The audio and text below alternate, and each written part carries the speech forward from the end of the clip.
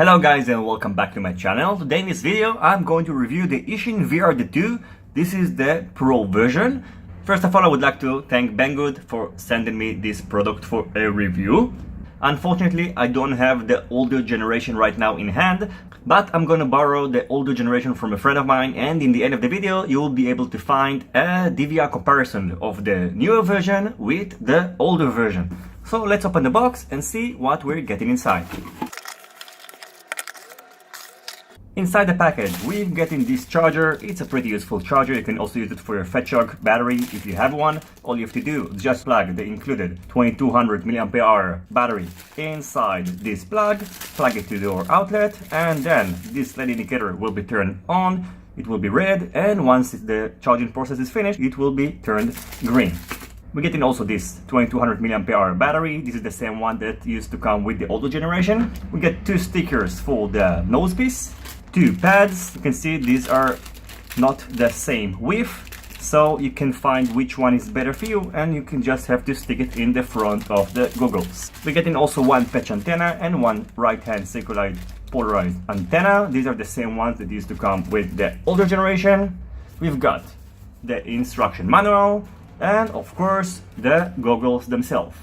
The design is pretty much unchanged from the older generation. On the back we have this leather patch and this more convenient strap, versus the older generation had a Velcro that in my opinion is not very convenient. Now it's placed on the back like that and it's going to be secured, so the battery is not going to go anywhere. I think with the Velcro one was more prone for the battery from slipping on the back of your head.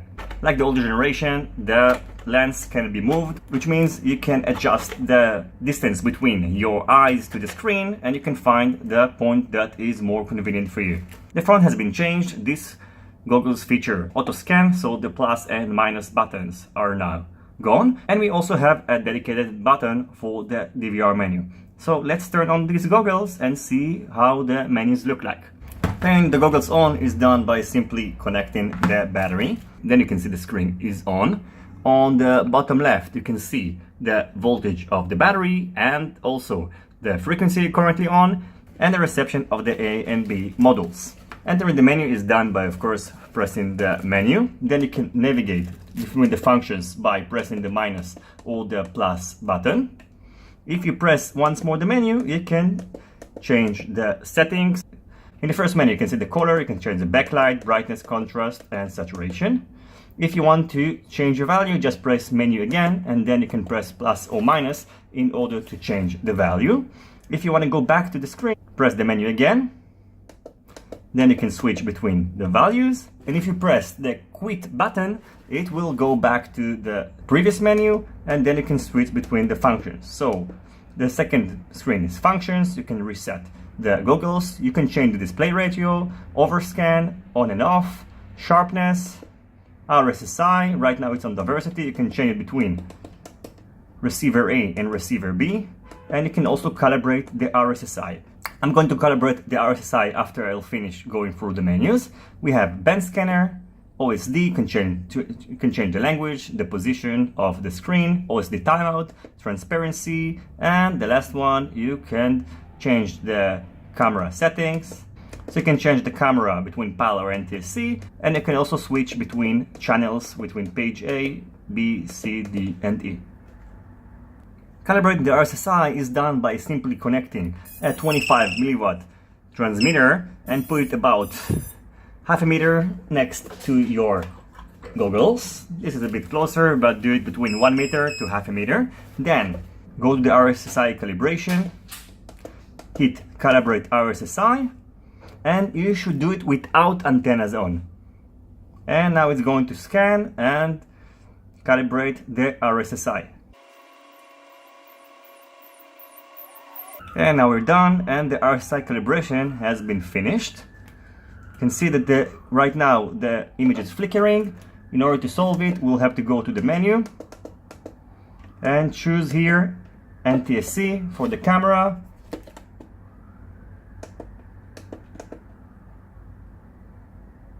And now you can see the camera is working properly. So if you have this problem, just change between PAL and NTNC or vice versa. By the way, right now you can see the screen is very clear. This is a 5-inch screen and the resolution is 800 by 480 pixels. So the quality is pretty good. By the way, if you turn off your goggles and turn them on again, the channel is going to be the last channel that you used. So right now it's going to be 5860. Let's see how the scan feature works. So in order to scan for the best signal, just hit the scan button. So it's going to complete a full cycle, and then it's going to decide which one has the best signal, and now it's 5865. Now this is a 4:3 ratio camera, so if you want to change the settings, just go to the menu and change the display ratio from 16:9 to 4:3.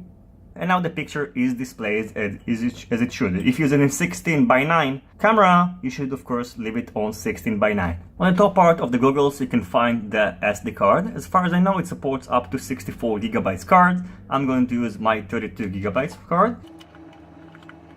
In order to access the DVR screen, you will have to press the CAM DVR button. Then you can see here on the bottom right, we can see the amount of time that we can record on the DVR, and we have on the top indication that we have an SD card inside and it's recording audio.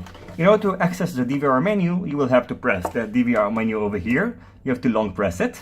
Then we can change the settings by pressing the minus or plus button, and to confirm it we will have to press the DVR menu. So let's say right now the size is HD. We can change between VGA, DL and HD. HD is the highest. You can record sound. Now it's on, we can set it off. Video time you can change between off, 30 minutes and 10 minutes, which means the length of the video right now is limited to 10 minutes. In order to go to the second menu, you will have to long press the DVR menu again. Then you can format the card, you can change the language, you can do a system reset, you can change between 60 Hz to 50 Hz, and the TV output, right now it's NTSC, it can be changed to PAL. In order to start recording, you will have to press the plus button. You can see now, right now, the indicator started counting. If you want to stop your recording, just hit the plus button again. Don't fly while you're using the DVR, because you can see there is a latency issue. But if you switch it back by pressing the CAM DVR, right now it's back on regular mode, and you can see right now the picture is much better. But if you go back to the CAM DVR menu, it's still recording. So in order to stop the recording, just go back, hit plus, and now the recording process has been finished. In order to play back the videos that you recorded, you will have to long press the minus button, and then it moves you to the DVR playback screen, and then you can switch between all the videos by hitting the plus and minus, and you can play them by pressing the DVR menu buttons, and you can see that now the video is playing. By hitting the plus button, you can change the playback speed of the video. You can pause the video but by pressing the DVR menu button again. In order to access the menu inside the DVR playback, just long press the DVR menu. Then you can delete the video, you can change the volume, and the second screen is the same screen we had before. In order to go back to the DVR recording screen, just long press the minus button again, and it will take you back to this screen. Now, in case that you are wearing glasses like me, you won't be able to use glasses with these goggles. But if you are farsighted like me, you're not going to need any glasses with this. But if you are nearsighted, it might be a problem for you. These goggles go for about $80. So I think they provide a great value for money, and they're much cheaper than Fetchog goggles, for example. They have a built-in diversity model, auto scan, built-in DVR. So I think for $80 they provide a great value for money. In the next week or so, I'm going to release a review video of the EV800D. This is the D version with a built-in DVR as well. So after we'll test it out, I will be able to tell you which one, in my opinion, is better. The next thing I'm going to do, I'm going to take it to the field and compare it with the older generation of the VR D2. I hope you enjoyed this video. If you have any questions about these goggles, feel free to ask it in the comment section below, and see you on my next videos. Goodbye.